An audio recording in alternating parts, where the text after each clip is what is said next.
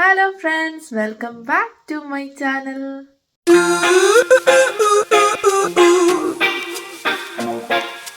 ഇന്നത്തെ video pool nurse position in അയർലൻഡിനെ കുറിച്ചാണ്.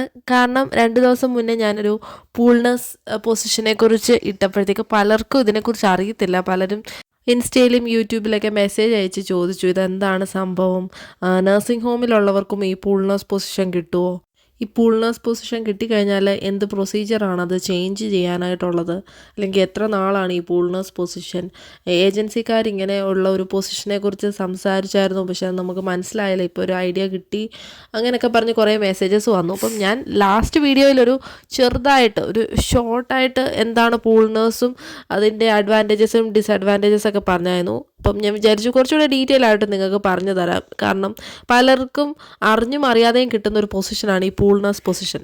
അപ്പം നമുക്ക് വീഡിയോയിലേക്ക് ഡീറ്റെയിലി കിടക്കാം. വീഡിയോയിലേക്ക് ഡീറ്റെയിലി കിടക്കുന്നതിന് മുന്നേ ചാനൽ ആരെങ്കിലും സബ്സ്ക്രൈബ് ചെയ്യാനുണ്ടെങ്കിൽ ഒന്ന് സബ്സ്ക്രൈബ് ചെയ്ത് സപ്പോർട്ട് ചെയ്യുക. ആദ്യം നമ്മൾ അറിഞ്ഞിരിക്കേണ്ടത് എന്താണ് ഈ പൂൾ നഴ്സ് എന്നുള്ളതാണ്. ഈ ഒരു പൊസിഷനെ ഫ്ലോട്ട് നഴ്സ് പൊസിഷൻ എന്നും പറയും. ICUലൊക്കെ യൂഷ്വലി ഈ പൊസിഷൻ നമ്മൾ കണ്ടുവരുന്നത്. കാരണം 1-to-1 കെയർ കൊടുക്കേണ്ട സമയത്ത് ഇപ്പോൾ ചില പേഷ്യൻസിൻ്റെ ഒന്നും മുന്നിൽ നിന്ന് ഇപ്പോൾ നഴ്സസിന് മാറാത്ത സാഹചര്യം വരുമ്പോഴത്തേക്ക് പുറത്തൊരു നഴ്സ് കാണും. ആ നഴ്സിനെ നമ്മൾ ഫ്ലോട്ട് നഴ്സ് എന്നാണ് വിളിക്കുന്നത്.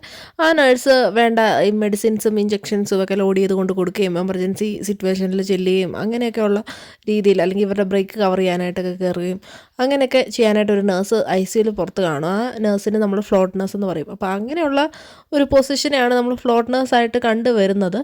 അതേപോലെ തന്നെ പറയാം, ഹോസ്പിറ്റൽ പൂൾ നഴ്സ് എന്ന് പറയുമ്പോഴത്തേക്ക് എവിടെ ഷോട്ട് വരുന്നോ അല്ലെങ്കിൽ എവിടെ ഒരു എമർജൻസി സിറ്റുവേഷൻ വരുന്നോ അങ്ങോട്ട് ഓടി ചെല്ലുക, അതാണ് പൂൾ നഴ്സിൻ്റെ ജോബ്. അപ്പം നമ്മളിപ്പം ആഡോണോ അല്ലെങ്കിൽ CNM ഒക്കെ ആയിരിക്കും നമ്മളോട് പറയുന്നത്, ഇവിടെ ഇന്ന വാർഡിലേക്ക് പോകും, അവിടെ ഷോട്ടാണ്, അങ്ങോട്ടൊന്ന് ഹെൽപ്പ് ചെയ്യണം. അപ്പം നിങ്ങളിപ്പോൾ ഒരു വാർഡിൽ നിൽക്കുമായിരിക്കും, അവിടുത്തെ ഹാൻഡ് ഓവറൊക്കെ എടുത്ത് അവിടുത്തെ പേഷ്യൻസിനോടൊക്കെ ഒരു ഹായ് പറഞ്ഞ് നിങ്ങളുടെ പണിയൊക്കെ സ്റ്റാർട്ട് ചെയ്യുമ്പോഴത്തേക്കായിരിക്കും അടുത്ത കോൾ വരുന്നത്, ഇന്ന വാർഡിൽ എമർജൻസി ഉണ്ട്, അപ്പോൾ അങ്ങോട്ടൊന്ന് ചെല്ലണം, അവിടെ ഷോർട്ടാണ്, അല്ലെങ്കിൽ അവിടുത്തെ സ്റ്റാഫ് സിക്ക് വിളിച്ച് പോയി, അപ്പോൾ നിങ്ങളൊന്ന് കവർ ചെയ്യണം. അതാണ് ഒരു പൂൾ നഴ്സ് എന്ന് പറയുന്നത്. അത് ചിലർക്ക് ഭയങ്കര സ്ട്രെസ്ഫുള്ളാണ്. കാരണം ഇപ്പോൾ ഒരു വാർഡിൽ നിന്നു, പിന്നെ അടുത്ത വാർഡിലേക്ക് പോയി, പിന്നെ അടുത്ത വാർഡിലേക്ക്, അപ്പോൾ ഒത്തിരി പേഷ്യൻസിൻ്റെയൊക്കെ ഹാൻഡ് ഓവർ എടുക്കണം. ചിലപ്പോൾ നമ്മൾ സ്റ്റാർട്ട് ചെയ്ത് വെക്കുന്ന വർക്ക് നമുക്കൊന്ന് കംപ്ലീറ്റ് ചെയ്യാൻ പോലും പറ്റാത്ത സാഹചര്യങ്ങൾ വരും. അപ്പം അങ്ങനെ എപ്പോൾ വിളിച്ചാലും ഓടിപ്പോകേണ്ട ഒരു സിറ്റുവേഷൻ വരും. എന്നാൽ ചിലർ ഈ ഒരു പൊസിഷൻ ഒത്തിരി എൻജോയ് ചെയ്ത് ചെയ്യുന്നവരും ഉണ്ട്. ഒത്തിരി സാധ്യതകളുള്ള ഒരു പൊസിഷനാണ് ഈ പൂൾ നഴ്സ് പൊസിഷൻ എന്ന് പറയുന്നത്. കാരണം നമുക്ക് ഒത്തിരി കാര്യങ്ങൾ പഠിക്കാം, പല വാർഡുകളിൽ നിന്ന് ഒത്തിരി കാര്യങ്ങൾ പഠിക്കാൻ പറ്റും ഈ ഒരു പൊസിഷനിൽ നിൽക്കുമ്പോഴത്തേക്ക്. പിന്നെ പറയുമ്പോൾ എല്ലാം പറയണമല്ലോ. ഇപ്പം ഒരു വാർഡിൽ വർക്ക് ചെയ്യുന്ന ഒരു നേഴ്സാണെങ്കിൽ തന്നെ ഇപ്പോൾ ആ വാർഡിൽ സ്റ്റാഫുമാർ കൂടുതലുണ്ടെങ്കിൽ പുൾ ഔട്ട് പോകേണ്ട സാഹചര്യം വരും. പുൾ ഔട്ട് പോകുമ്പോഴും ഇതേപോലൊക്കെ തന്നെയാണ്. നമ്മളൊരു വാർഡിൽ ഹെൽപ്പ് ചെയ്യാനായിട്ട്, ഏറ്റവും എമർജൻസി അല്ലെങ്കിൽ ഏറ്റവും നീഡുള്ള ഒരു വാർഡിൽ ഹെൽപ്പ് ചെയ്യാൻ പോകുമ്പോഴത്തേക്ക് അവിടുത്തെ ഒരു ആവശ്യമൊക്കെ കഴിഞ്ഞ് കഴിയുമ്പോഴത്തേക്ക് ചിലപ്പോൾ അടുത്ത ഷോട്ടുള്ള സ്ഥലത്തേക്ക് നമ്മൾ പോകേണ്ടി വരും. അപ്പോൾ അങ്ങനെ ഒരു സംഭവമുണ്ട് പുൾ ഔട്ട് എന്ന് പറയുന്നത്. അത് ഓരോ വാർഡ് പേഴ്സണലി ഉള്ള നഴ്സുമാരും ചെയ്യുന്നൊരു സെയിം കാര്യം തന്നെയാണ്. അത് തന്നെയാണ് ഈ പൂൾ നഴ്സ് പൊസിഷനിലുള്ള നഴ്സുമാർ ഡെയിലി ചെയ്തുകൊണ്ടിരിക്കുന്നത്. ചിലർ ഇത് അറിഞ്ഞിട്ടാണ് വരുന്ന, നാട്ടിൽ നിന്ന് നിങ്ങൾക്ക് പൂൾ നഴ്സ് പൊസിഷനാണ് എന്നറിഞ്ഞിട്ട്. ചിലർ വന്നു കഴിയുമ്പോഴാണ് അറിയുന്നത്. അപ്പം അതുകൊണ്ട് അവർ മാറാനായിട്ടൊക്കെ ഉള്ള ഒത്തിരി കാര്യങ്ങൾ നോക്കും. വന്നൊരു 1-2 മാസമൊക്കെ കഴിയുമ്പോഴത്തേക്ക് ഒത്തിരി മെയിലൊക്കെ അയക്കും ഈ ഒരു പൊസിഷൻ ചേഞ്ച് ചെയ്യാനായിട്ട്. പക്ഷേ യൂഷ്വലി ഒരു 1 ഇയർ ഒക്കെ പിടിക്കും ഒരു മാറ്റം കിട്ടി വരാനായിട്ട്. അപ്പോൾ ഒരു ഡൗട്ട് തോന്നാം, നാട്ടിൽ നിന്ന് വരുന്ന എല്ലാവർക്കും ഈ പൊസിഷൻ കിട്ടുമെന്ന്. എല്ലാവർക്കും ഒന്നും കിട്ടത്തില്ല. അതൊക്കെ ഓരോരുത്തരുടെ ഭാഗ്യവും നിർഭാഗ്യവും ഒക്കെ പോലെ ഇരിക്കും. ഇനി ഇതിൻ്റെ പ്രോസ് ആൻഡ് കോൺസ് അല്ലെങ്കിൽ അഡ്വാൻറ്റേജസ് ആൻഡ് ഡിസഡ്വാൻറ്റേജസിലേക്ക് ഡീറ്റെയിലി കിടക്കുന്നതിന് മുന്നേ ഞാൻ ഒന്നുകൂടെ പറയാം എന്താണ് ഈ pool nurse. Pool nurses are called utility players because they can fill any position and adapt to different environments quickly.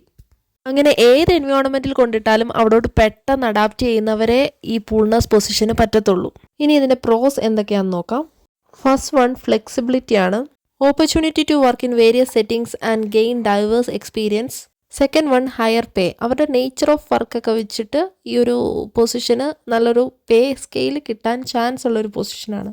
Third one skill development. Exposure to different specialties can develop their skills. Next one, networking opportunities. Working with a variety of teams and professionals can develop your professional network. The last one is autonomy, providing freedom from long-term commitments. So ഇതൊക്കെയായിരുന്നു പ്രോസ്. ഇനി cons എന്തൊക്കെയാണെന്ന് നോക്കാം. Lack of stability, no guaranteed hours എന്ന് പറയാം. പക്ഷേ HSCയിലൊക്കെ ആയതുകൊണ്ട് guaranteed hours കാണും. അപ്പോൾ ആ കാര്യത്തിൽ പേടിക്കേണ്ട ആവശ്യമില്ല. Adaptability pressure. Because of constantly changing the environments, teams, and procedures can make the works more stressful. Less connection with the team means hard to maintain a lasting relationship with colleagues due to the changing environment. Last one is potential isolation. This all can leads to a potential isolation. So ഇതൊക്കെയാണ് cons എന്ന് പറയുന്നത്. ഇപ്പോൾ നിങ്ങൾക്ക് pool നഴ്സിനെ കുറിച്ച് ഒരു idea കിട്ടിയെന്ന് ഞാൻ പ്രതീക്ഷിക്കുന്നു. ഇനി എന്തെങ്കിലുമൊക്കെ ഡൗട്ട്സ് ഈ വീഡിയോയെക്കുറിച്ചുണ്ടെങ്കിൽ നിങ്ങൾക്ക് കമൻറ്റ് സെക്ഷനിൽ ചോദിക്കാവുന്നതാണ്. ഉറപ്പായിട്ട് ഞാൻ റിപ്ലൈ തരുന്നതായിരിക്കും. അപ്പോൾ അത്രയേ ഉള്ളൂ ഇന്നത്തെ വീഡിയോ ഉറപ്പായിട്ടും നിങ്ങൾക്ക് യൂസ്ഫുൾ ആയിരിക്കും എന്ന് ഞാൻ പ്രതീക്ഷിക്കുന്നു. ഇന്നത്തെ വീഡിയോ യൂസ്ഫുൾ ആയി തോന്നിയെങ്കിൽ വീഡിയോ ലൈക്ക് ചെയ്യാനും ഷെയർ ചെയ്യാനും മറക്കരുത്. എന്തെങ്കിലുമൊക്കെ ഡൗട്ട്സ് ഉണ്ടെങ്കിൽ നിങ്ങൾക്ക് യൂട്യൂബിൽ കമൻറ്റ് സെക്ഷനിൽ ചോദിക്കാവുന്നതാണ്. അല്ലെങ്കിൽ ഇൻസ്റ്റ ഒന്ന് ഫോളോ ചെയ്തിട്ട് അതിൽ മെസ്സേജ് അയച്ച് ചോദിക്കാവുന്നതാണ്. അപ്പോൾ ചാനൽ സബ്സ്ക്രൈബ് ചെയ്യാൻ മറക്കരുതേ. Bye bye.